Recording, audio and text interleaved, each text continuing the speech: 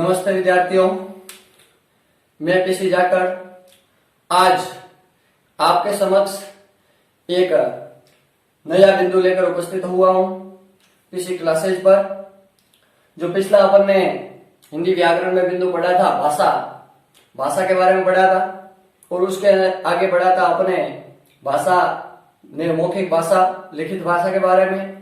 अब लिखित भाषा और मौखिक भाषा के अंदर अपन ने पढ़ा था मौखिक भाषा की सबसे छोटी इकाई ध्वनि होती है और लिखित भाषा की सबसे छोटी इकाई वर्ण होती है। तो इसी प्रकार जब ध्वनि और वर्ण के बीच में संबंध है तो वो किस प्रकार का संबंध है, यानी लिखित रूप का संबंध है, यानी लिपि का संबंध है। तो आज अपन पढ़ने जा रहे हैं लिपि। यानी लिपि क्या होती है, लिपि किसे कहते हैं, इसके बारे में आज पढ़ेंगे। और हिंदी के अंदर प्रयुक्त होने वाली जो लिपि कौन सी है इसके बारे में जानकारी प्राप्त करेंगे। तो लिपि किसे कहते हैं, तो लिपि की अपन परिभाषा लिख देते हैं, आप साथ में लिखते रहना। लिपि यानी मौखिक भाषा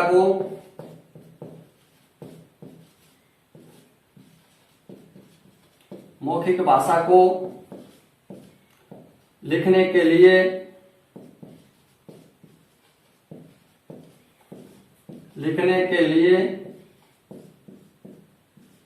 जिन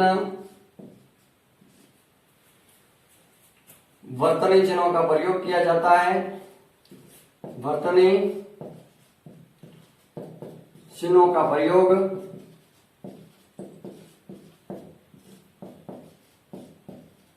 किया जाता है उसे लिपि कहते हैं, उसे लिपि कहते हैं। जिस प्रकार आपने देखा है कि मौखिक भाषा को, यानी मौखिक भाषा जो बोली जा रही है उस भाषा को लिखने के लिए जिन चिन्हों का प्रयोग किया जाएगा, जिन वर्तनी चिन्हों का प्रयोग किया जाएगा, उन वर्तनी चिन्हों को लिपि कहते हैं। उन वर्तनी चिन्हों को क्या कहते हैं, लिपि। तो यहाँ पे प्रत्येक भाषा होती है, लिपि हमेशा भाषा की ही होती है, और प्रत्येक भाषा होती है, प्रत्येक भाषा की अपनी अपनी लिपि होती है। तो यह भी एक पॉइंट लिख लेते हैं, प्रत्येक भाषा की अपनी लिपि होती है। प्रत्येक भाषा की अपनी लिपि होती है। जिस प्रकार कौन कौन सी भाषा की कैसे कैसे लिपि है, उदाहरण देके देख लेते हैं। जिस प्रकार हिंदी, संस्कृत,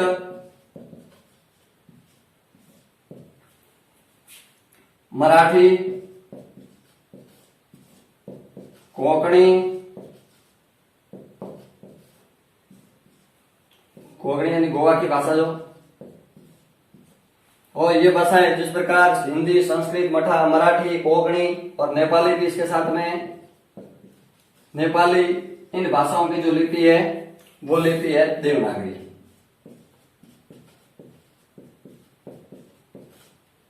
देवनागरी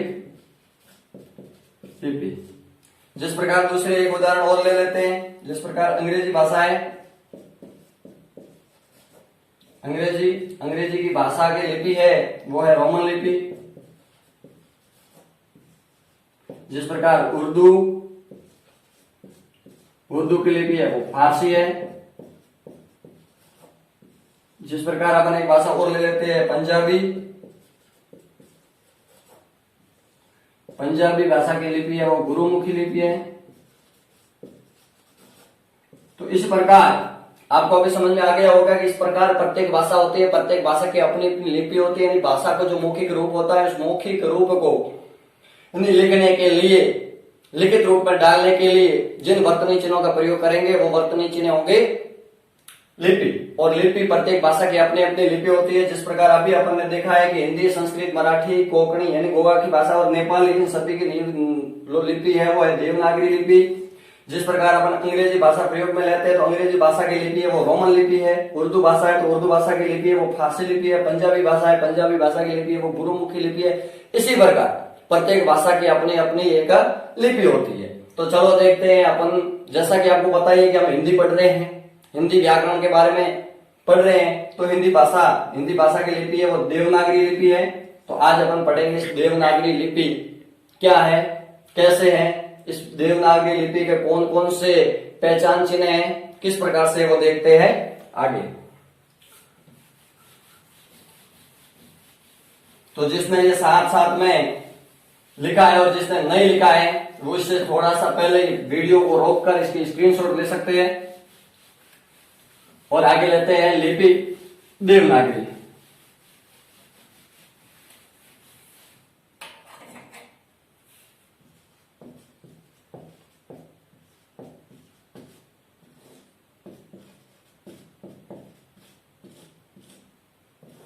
देवनागरी लिपि। तो देवनागरी लिपि के अंदर कौन कौन से चिन्ह प्रयोग में लाए जाते हैं वो अपन देखेंगे। तो भारत सरकार के केंद्रीय हिंदी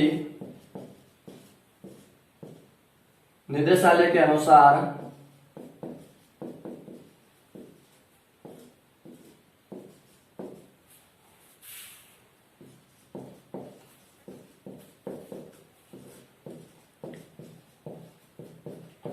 देवनागरी लिपि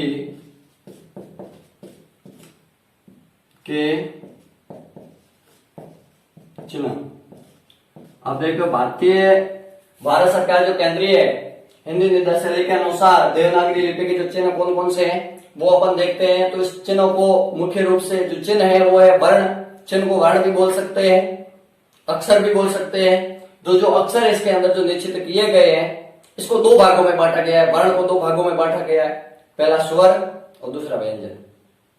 तो अपन देखते हैं स्वर और व्यंजन, इसके बारे में विस्तृत जानकारी अलग से अपन एक क्लास लेंगे। लेकिन आज अपन देवनागरी लिपि के अंदर कौन कौन से चिन्ह कैसे कैसे प्रयोग में लिए जाते हैं, किस रूप में लिए जाते हैं वो ही पढ़ेंगे।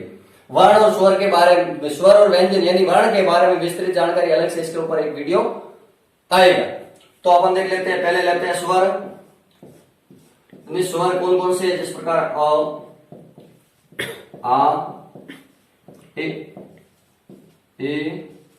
ओ, रे, ए,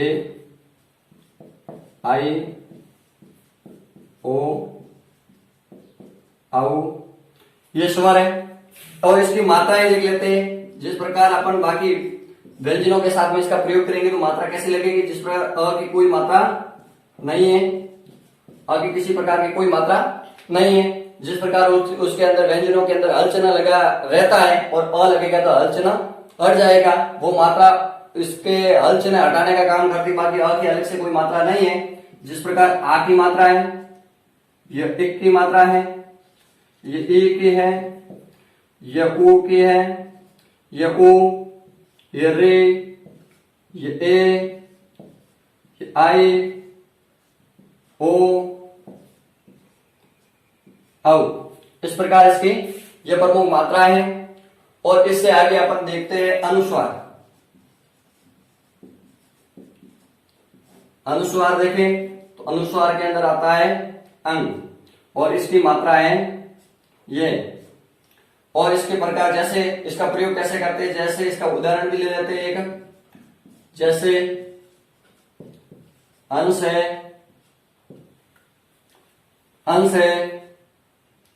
अंदेशा है, अंदेशा आदि। इस प्रकार से अंक मात्रा की प्रयोग में लाया जाता है। अंक किस प्रकार से प्रयोग में लाया जाता है ये मात्रा। जिस प्रकार आगे ले लेते हैं चंद्र बिंदु।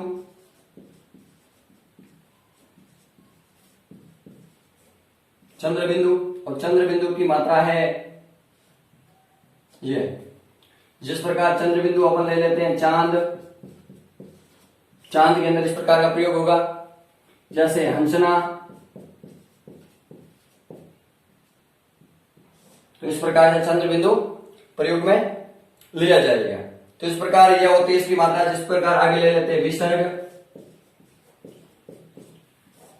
और विसर्ग की मात्रा, विसर्ग ऐसे लिखा जाता है और इसकी मात्रा होगी दो बिंदु।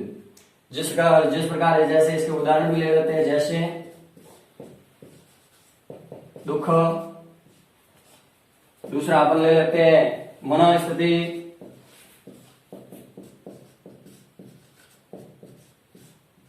इस प्रकार अपन रिसर्च को भी प्रयोग इस प्रकार से करते हैं। आपको उदाहरण यदि अनुमान स्थिति आदि, इसी प्रकार रिसर्च का भी प्रयोग होता है। तो ये अपन ने पढ़ा है भारत सरकार के केंद्रीय हिंदी निदेशालय के अनुसार देवनागरी लिपि के जो चिन्ह है इसमें से खाली स्वर के बारे में अपन ने अध्ययन किया है। आगे दूसरा लेते हैं व्यंजन के बारे में। जिसने नहीं लिखा है वो स्क्रीनशॉट ले लीजिए एक बार।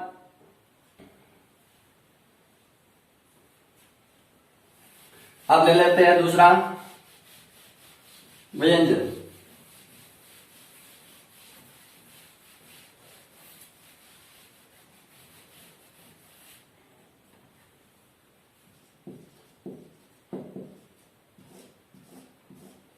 जिस प्रकार व्यंजनों का प्रयोग कैसे है, जिस प्रकार क, ख, ग, घ, अं, च, च, ज, झ, अय, ट, ठ, ड, अड, ढ, अड, अण, त, थ, द, ध, न, प, फ, ब, भ, म, य, र, ल, व, स,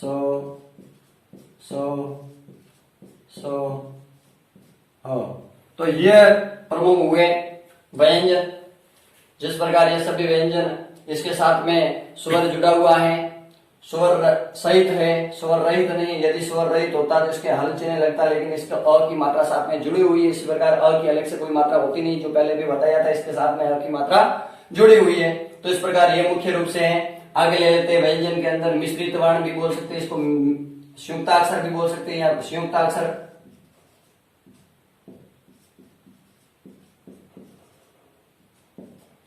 संयुक्ताक्षर निःसंयुक्त अक्षर है, जिस प्रकार अक्ष,